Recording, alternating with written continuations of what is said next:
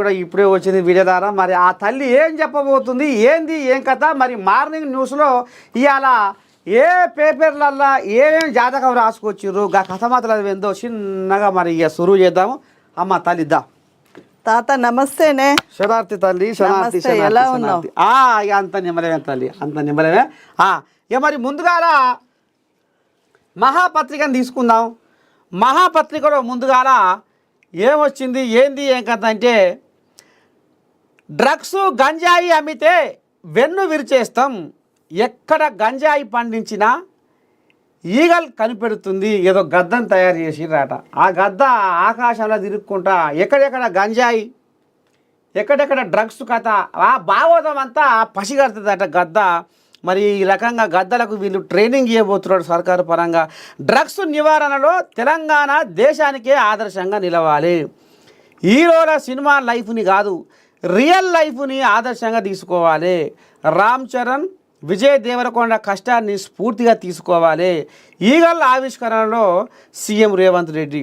తల్లి ఒక మాట, ఇప్పుడు ఎంజాయి కాదురా గంజాయి, అది గుంజుతుంటే మెదడు బండరాయి. ఎంజాయి కాదురా గంజాయి, అది పీల్చుతుంటే బతుకు బంజరాయి. ఈ రకంగా మనము మరో మొత్తుకొని చెప్పినా కానీ మరి ఈ యువత, ఈ పరుసు పోరగాళ్ళు మరి ఎట్లా దీనికి బానిసలవుతుర్రు? తల్లిదండ్రులను ఇప్పటికి కూడా పేరిపిస్తుర్రు. ఆఖరికి వస్తారకల్లా ఇవాళ ఇప్పుడు సినిమా హీరోయిన్లు కానీ, హీరోలు కానీ, పెద్ద పెద్ద పారిశ్రామికవేత్తలు కానీ, పెద్ద పెద్దోళ్ళు, సెలబ్రిటీలు కూడా మరి దీనికి, ఈ మత్తు పదార్థానికి బానిసలు అయిపోతుర్రు. మరి దీనికి అంతం ఎట్లా? సర్కారు కూడా ఇప్పుడు ఏదో ఈగలని కొత్తగా తీసుకొస్తుంది మొత్తం. మరి ఎట్లా, మీరేం చెప్పదలుచుకుర్రు ఈ గంజాయి డ్రగ్స్ మీద?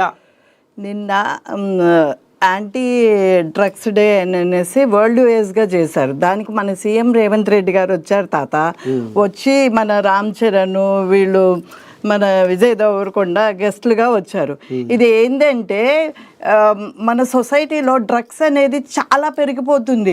అంటే స్కూల్ స్థాయి నుంచి మన పబ్బుల స్థాయి వరకు పెరిగిపోతుంది.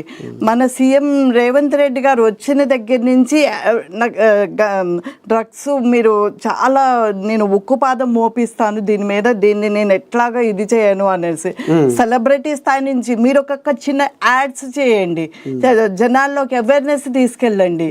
ఇప్పుడు ఏముంది దానికి, ఒక్కొక్క హీరో మన ప్రభాస్ కానీ, రామ్ చరణ్ కానీ, ప్రతి ఒక్క హీరో, ప్రభాస్ బైట్ చూశాను నేను, అట్లాగే రామ్ చరణ్ బైట్ చూశాను. ఇట్లా బైట్స్ ఇవ్వడమే కాదు, దానికి సంబంధించిన యాడ్స్, సినిమాలు కూడా దానికి సంబంధించిన ప్రక్రియలో తీసుకొని వస్తే హీరోస్ని మన పిల్లలు ఎవరైనా, మీరు నేను అందరం ఇష్టపడతాం. ఓకే, వీళ్ళ లైఫ్ స్టైల్, వీళ్ళు ఇంత కష్టపడి పైకి వచ్చారు, దానికి యాంటీగా ఉన్నారు కాబట్టి మనం కూడా ఇట్లా ఉండాలి అని పిల్లల్లో అవేర్నెస్ వస్తుంది. అంతే కదా.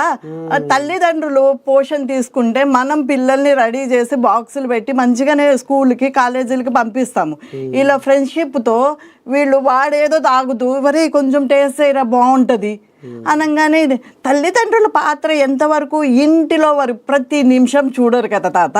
ఇప్పుడు నా పిల్ల కాలేజీకి పోయింది, నేను కాలేజీకి పంపించుడే నా బాధ్యత. కాలేజీకి పోతుందా, అక్కడి నుంచి ఎవరినన్నా కలుస్తుందా, ఆడ నుంచి ఏమన్నా పబ్బుకి వెళ్తుందా, కబ్బుకి వెళ్తుంది, ఏడ తెలుస్తుంది మనకి? అది సొసైటీలో రావాలి. తల్లిదండ్రులు ఎంత రావాలనో సొసైటీలో కూడా ఆ అవేర్నెస్ రావాలి. అంతే కదా.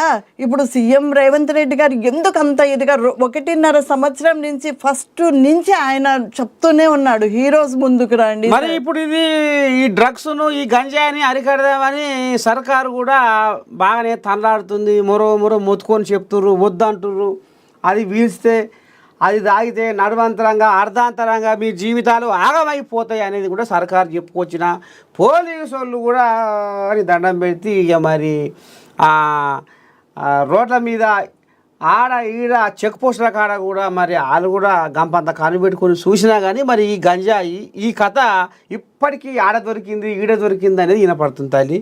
మరి ఇప్పుడు ఈ ఈగలు అని ఏదో తీసుకొచ్చారు, మరి ఈ ఈగలు కనిపెడుతుంది అంటారు. ఈ ఈగలతోనే అది సాధ్యమవుతుంది అంటవా? అవుతుంది, కంపల్సరీ అవుతుంది. ఎందుకంటే మనం ఎన్నో ఒక్కొక్కసారి ఒక్కొక్కటి ఇట్లాగా బాగా హైప్ అవుతూ ఉంటుంది ఈ వ్యసనాలకు సంబంధించి. దాని గురించి గవర్నమెంట్ ఇంత సీరియస్గా ఉండి, కాంగ్రెస్ గవర్నమెంట్ రేవంత్ రెడ్డి గారు ఇంత సీరియస్గా ఉన్నప్పుడు అది కంపల్సరీ దానిని నివారించవచ్చు. నీ లెవెల్లో తాత నువ్వు ఒక ప్రోగ్రామ్ చేస్తావు, చేసినప్పుడు దాని గురించి 4 ముక్కలు చెప్పు.